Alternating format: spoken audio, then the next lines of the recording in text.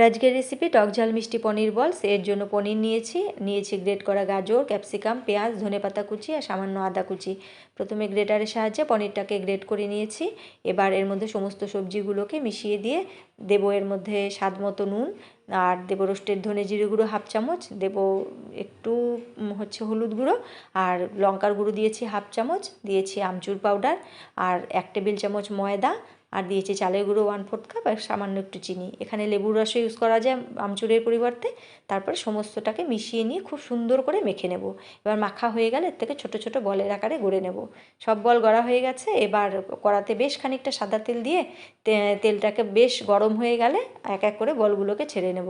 প্রথমে হাই ফ্লেমে দিয়ে পরে কিন্তু আঁচটাকে কমিয়ে দিয়ে আস্তে আস্তে করে লাল লাল করে ভেজে তুলে নেব। সব বলগুলো ভাজা হয়ে গেছে। এবার প্লেটে সব তুলে নিয়ে সসের সাথে সার্ভ করে নেব।